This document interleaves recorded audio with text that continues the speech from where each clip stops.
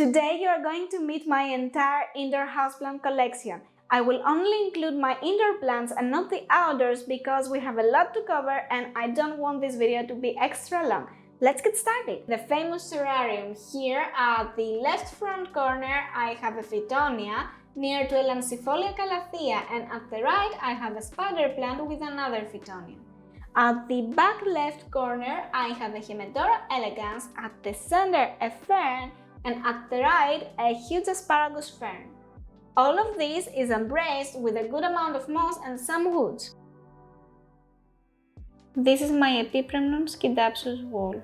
When I started running out of plant space in my room, I thought, well, what's better than having an art wall? Because if you do not know it, plants are art. Here at the right we have a picture that my sister has captured from my rabbit's foot fern. And here at the left we have a close-up of spider plant flowers. The focus, the accent of the whole wall is here at the center with my logo. I didn't want any cells here to be visible. I was aiming to a levitating look, so let me show you what I did. I have this L on the wall and then the plant pot is held in place by chains like a criminal. But when the plants grow, you see almost nothing, just the plant. And the good thing with scindapsus and pothos is that they do not need huge pots in order to be full and grow tall. Right here is my marble queen. She is always so beautiful and full of new growth. Beautiful scindapsus. Right here is a micans that survived a lot and now is growing like a proper baby plant. A beautiful and fast-growing philodendron line.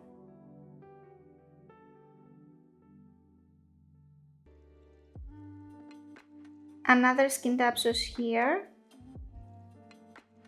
A new Philodendron Brazil that I propagated recently. A simple but stunning pothos.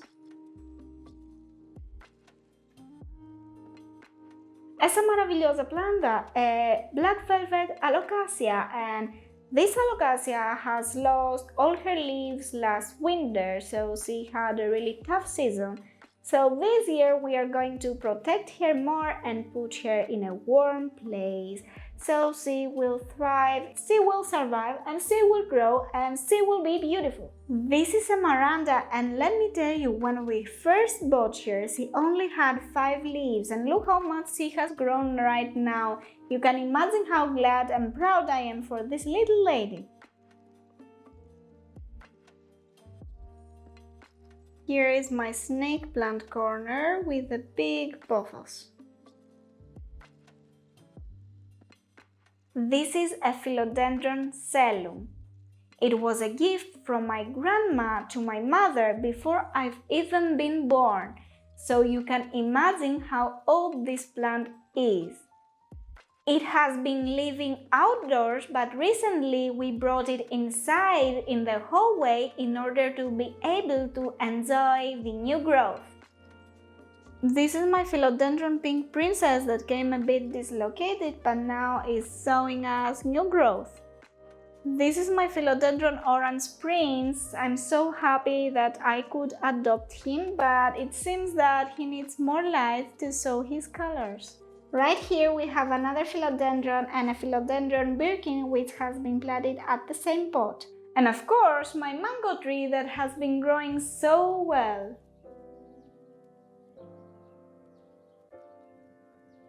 And another mango tree. Simple, beautiful and minimal. This is a Ficus ruby and it is a great plant that anyone would like, so if you want to give out a gift, this could be a great choice. In this corner I have snake plants, a scindapsus, a Monstera deliciosa, a Monstera adansoni and a Monstera that we bought to be a Peru, but it doesn't feel like it is. This is a little peace lily. These plants can grow huge, and I mean it. But you have to give attention to the waterings because they need a lot of water. You might have seen this plant before. This is an Epipremnum Cebu Blue and I love so much the color that it has. It feels like it is almost made out of silver. This is another Scindapsus on a pole, a Monstera minima, Philodendron verrucosum. This is a Syngonium red arrow, and I really love the colors of this plant. Epipremnum and Joy. Our relationship did not start really well because I didn't like it at first, but nowadays I'm starting to find it kind of cute. A Hoya. These two carnivorous plants are a new addition to my home. I was out for shopping a couple of days ago, and when I saw them, I couldn't resist buying them. Some mini Phalaenopsis orchids could not be missing from our collection. I know that these flowers feel magical, but I also like the leaves. This is my newly adopted Epipremnum silver stripe, and I'm so glad that I adopted it because it looks like it's from a fairy tale. This is a Cephalera that lives in our bathroom and grows taller and taller every day. I don't know if it is the plants or the climate that we have here, but Cephaleras grow really huge. We have a giant Cephalera at the garden that we actually had to prune a lot this year, because it is so big that it goes out on the road. That is the Pahira, or you might know it as a money plant. It feels so tropical, minimal and elegant. I've always wanted a Pahira, and this means that I need to keep it alive. These plants thrive in a humid environment, and this is why I've put it in our bathroom. Also, this is my rabbit's foot fern that I love a lot. Maybe it is my favorite plant. It is a present from my mother and it is just beautiful. But I left it outside at the sun and it got sunburned, so keep your ferns away from direct sunlight. And here is my maidenhair fern, which I love so much, and plus it has new growth. Spider plants are my favorite this season. I'm so in love with all these little cute white flowers that they make. Plus, they are free plants because they produce so many babies each year that you can fill not just your house but your neighbor's house as well. This little beauty is a Passiflora and it is a gift from my sister. It was propagated from the big Passiflora that we have at the garden outside, and it is now happily growing indoors.